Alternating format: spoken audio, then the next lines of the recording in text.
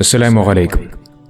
കഴിഞ്ഞ ദിവസമാണ് ഞാൻ ഹാമിദ് ആറ്റക്കോയ എന്ന് പറയുന്ന ഒരു വ്യക്തിയെക്കുറിച്ചൊരു വീഡിയോ ചെയ്തത്.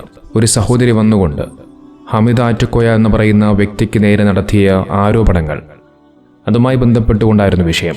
എന്നാൽ ഇത്തവണ അതിനേക്കാൾ വലിയ രീതിയിലുള്ള ആരോപണങ്ങളും അതോടൊപ്പം തെളിവുകളുമായിട്ടാണ് ആ സഹോദരി രംഗത്തെത്തിയിരിക്കുന്നത്. ഞാനിത് പറയുന്നതിന് മുമ്പ് ഒരു കാര്യം കൂടി പറഞ്ഞു വെക്കാം. ഞാൻ ഈ പറയുന്ന ഹാമിദ് ആറ്റക്കോയ എന്ന് പറയുന്ന വ്യക്തിയുമായി എനിക്ക് യാതൊരുവിധ വ്യക്തിവൈരാഗ്യവുമില്ല. ഞാൻ അദ്ദേഹത്തെ നേരിട്ട് കണ്ടിട്ട് പോലുമില്ല, ഒരു വിധത്തിലുള്ള പരിചയം പോലുമില്ല. പക്ഷെ എന്തുകൊണ്ടാണ് ഞാൻ വിഷയത്തിൽ വളരെയധികം ശക്തമായി പ്രതികരിക്കുന്നത് എന്ന് ചോദിച്ചാൽ അതിനൊറ്റ ഉത്തരമേ ഉള്ളൂ. ഇദ്ദേഹം കളിക്കുന്നത് തീക്കളിയായതുകൊണ്ട് തന്നെ. പ്രവാചകർ മുഹമ്മദ് നബി സല്ലല്ലാഹു അലൈഹി വസല്ലമ തങ്ങളുടെ കുടുംബ പരമ്പരയിൽപ്പെട്ട വ്യക്തിയാണെന്ന്, നബി തങ്ങളുടെ പേരക്കുട്ടിയാണെന്നുള്ള രീതിയിലാണ് ഇദ്ദേഹം ഇപ്പോൾ സ്വയം പറഞ്ഞുകൊണ്ടിരിക്കുന്നത്. അതിനാൽ തന്നെ നബി സല്ലല്ലാഹു അലൈഹി വസല്ലമ തങ്ങളെ വെച്ചുകൊണ്ടാണ് ഇദ്ദേഹം കളിച്ചുകൊണ്ടിരിക്കുന്നത്. ഞാൻ ഈ ലോകത്തിൽ ഏറ്റവും കൂടുതലും ഇഷ്ടപ്പെടുന്ന, നെഞ്ചിലേറ്റ് സ്നേഹിക്കുന്ന ഒരു നേതാവാണ് അള്ളാഹുവിൻ്റെ ഹബീബ് അന്ത്യപ്രവാചകർ മുഹമ്മദ് മുസ്തഫ മുത്തനബി സല്ലല്ലാഹു അലൈഹി വസല്ലമ തങ്ങൾ. അതുകൊണ്ട് തന്നെയാണ് ഞാൻ ഈ ഒരു വിഷയത്തിൽ ശക്തമായി പ്രതികരിക്കുന്നത്. കാരണം ഇതിൻ്റെ സത്യാവസ്ഥ എന്താണ് എന്നുള്ളത് എല്ലാവരും തിരിച്ചറിയേണ്ടതുണ്ട്. കഴിഞ്ഞ ദിവസം വീഡിയോ ചെയ്തതിന് ശേഷം പലരും താഴെ ഒരുപാട് കമൻ്റ് ഇട്ടിരുന്നു. മറുനാടൻ മലയാളിയിൽ വന്ന ഒരു വീഡിയോ ആണ്, എങ്ങനെയാണ് സഹോദര നിങ്ങളത് വിശ്വസിക്കുന്നത് എന്നായിരുന്നു പലരും ചോദിച്ച ചോദ്യങ്ങൾ.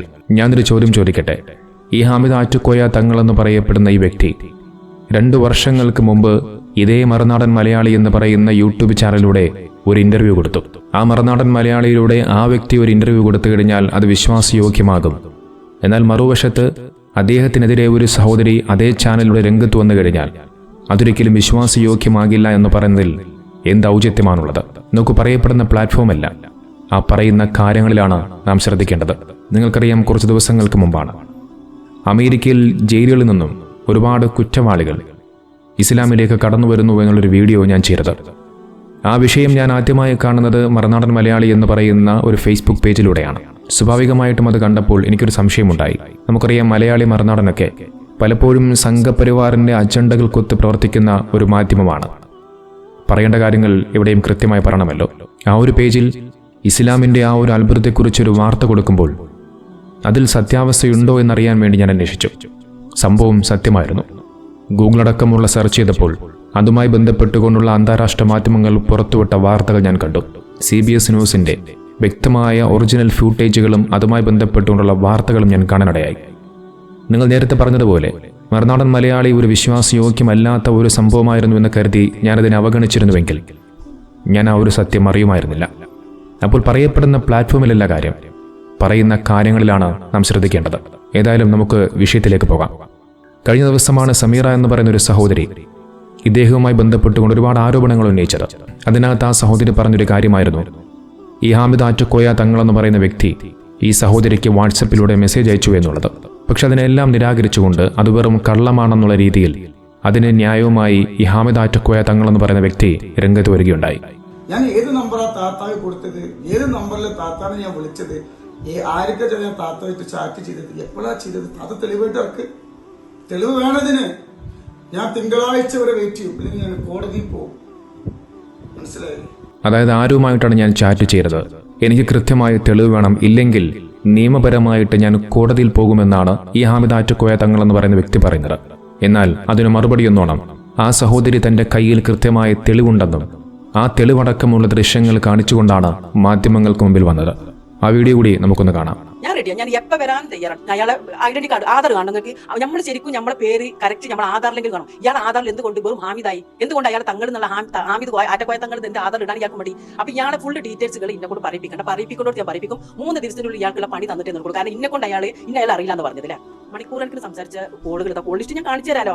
ഞാൻ ഇതൊന്നും കള്ളത്തരം, എനിക്കിത് കള്ളത്തരം പറഞ്ഞിട്ട് ഒന്നും കിട്ടേണ്ട ആവശ്യം എനിക്കില്ല. ഇത് ഇയാൾ എനിക്ക് ചാറ്റ് ചെയ്ത് സംസാരിച്ചതാണ്. ഇതെല്ലാം ഇയാളുടെ നമ്പറാണ്. ഇത് നമ്പർ വേണ്ടി ഞാൻ തരാം. ഇയാൾ ഞാൻ ഇന്നോട് സംസാരിച്ചിട്ട് ഫസ്റ്റ് ഇയാൾ എനിക്ക് വിളിച്ചത്, ഫസ്റ്റിലെ കോൾ ഇയാളുടെ ഈ കോളുതാ, ഈ മെസ്സേജുകൾ ഇതാ, ഈ മെസ്സേജ് മൊത്തം അയാൾ അയച്ചതാണ്. ജനുവരി 31-ാം തീയതിയാണ് ഈ കോളുകൾ മൊത്തം എനിക്ക് വന്നിട്ടുള്ളത്. കണ്ടില്ലേ, ആ സഹോദരി വാട്സപ്പിൽ മെസ്സേജ് അയച്ചതിന്റെ തെളിവ് സഹിതം കാണിക്കുകയാണ്. താൻ മെസ്സേജ് അയച്ചതിന്റെ കൃത്യമായ തെളിവ് തിങ്കളാഴ്ചയ്ക്കകം കാണിച്ചില്ല എങ്കിൽ ആ സഹോദരിക്കെതിരെ കേസ് കൊടുക്കുമെന്നാണ് ഈ ഹാമിദ് ആറ്റക്കോയ തങ്ങളെന്ന് പറയുന്ന വ്യക്തി പറഞ്ഞത്. എന്നാൽ തിങ്കളാഴ്ചയായിട്ടും അദ്ദേഹം ഇതുവരെയും കേസ് കൊടുത്തിട്ടില്ല. തന്റെ ഭാഗത്ത് ന്യായമുണ്ടെങ്കിൽ, ശരിയുണ്ടെങ്കിൽ എന്തുകൊണ്ടാണ് അദ്ദേഹം ഇത് നിയമപരമായി കേസ് കൊടുത്തുകൊണ്ട് മുന്നോട്ട് പോകാത്തത്? എന്നാൽ ആ സഹോദരി പറയുന്നത് അദ്ദേഹം തനിക്കെതിരെ കേസ് കൊടുക്കട്ടെ എന്നാണ്. കേസ് കൊടുത്തു കഴിഞ്ഞാൽ ഇതിനേക്കാൾ ഒരുപാട് തെളിവുകൾ തന്റെ പക്കലുണ്ടെന്നും അതോടൊപ്പം മറ്റു സഹോദരിമാർ ഇദ്ദേഹത്തിനെതിരെ കൊടുത്ത പരാതികളുമായി ബന്ധപ്പെട്ടുകൊണ്ടുള്ള ഓഡിയോ സന്ദേശങ്ങളുമൊക്കെ അടങ്ങുന്ന ഒരുപാട് തെളിവുകളുമായി അത് കൊടുക്കേണ്ടിടത്ത് കൊടുക്കുമെന്ന് പറഞ്ഞുകൊണ്ട് ആ സഹോദരി വളരെയധികം ആർജവത്തോടുകൂടി രംഗത്ത് വരികയാണ്. ഇതുമായി ബന്ധപ്പെട്ടുകൊണ്ട് ഈ ഹാമിദ് ആറ്റക്കോയ തങ്ങളെന്ന് പറയുന്ന വ്യക്തി അയച്ച ഒരു വോയിസ് മെസ്സേജും അവർ കാണിക്കുന്നുണ്ട്. അല്ല, നിങ്ങൾക്ക് എന്റെ അടുത്ത് ഇവിടെ ഇങ്ങനെ വന്നിട്ട് എന്തെങ്കിലും പൈസ നിങ്ങൾക്ക് വിഷമങ്ങൾ വന്നിട്ട് നിങ്ങൾ പൈസ നമ്മൾ തരും. പക്ഷെ അതിനെക്കാട്ടിയൊക്കെ എത്രയോ മുമ്പ് പേഴ്സണലായിട്ട് അയാൾ എനിക്കൊരു നമ്പർ തന്നു. ഇല്ലെങ്കിൽ അയാൾ തെളിയിക്കട്ടെ, അയാൾ ഉള്ളിടത്തേക്ക് ഞാൻ വരാൻ തയ്യാറാണ്. ഞാൻ എവിടെ വരാൻ തയ്യാറാണ്. എൻ്റെ കൂടെ ഞാൻ ഒറ്റക്കൊന്നുമല്ല. എൻ്റെ ഈ വീഡിയോ പുറത്ത് വന്നതിന് ശേഷം എൻ്റെ അടുത്തേക്ക് 4 സ്ത്രീകൾ വന്നിട്ടുണ്ട്.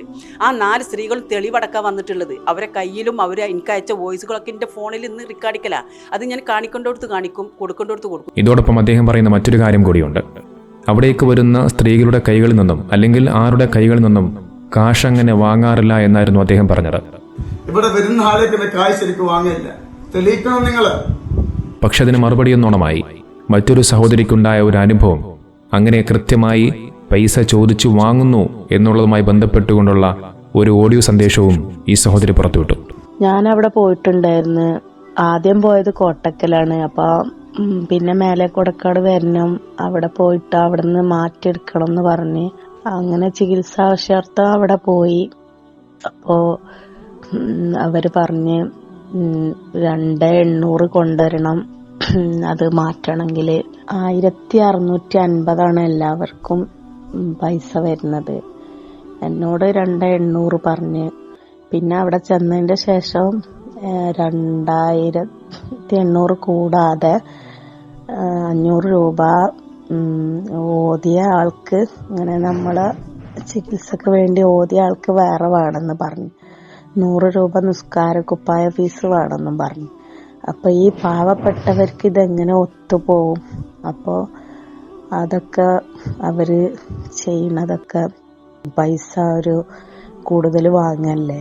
നോക്കൂ, കേരളത്തിൽ ഒരുപാട് സെയ്തന്മാരുണ്ട്.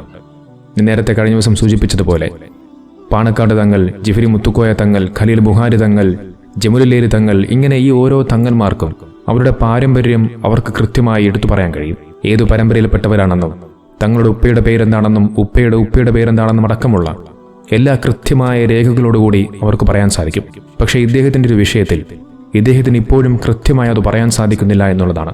ഇദ്ദേഹത്തിന്റെ പിതാവ് ഒരു തങ്ങളാണ് എന്ന് പറയുന്നതല്ലാതെ അതിന് കൃത്യമായ ആധികാരികമായ ഒരു രേഖയോ തെളിവോ ഇദ്ദേഹം ഇതുവരെയും കാണിച്ചിട്ടില്ല എന്നുള്ളത് നാം ചിന്തിക്കേണ്ട വിഷയമാണ്.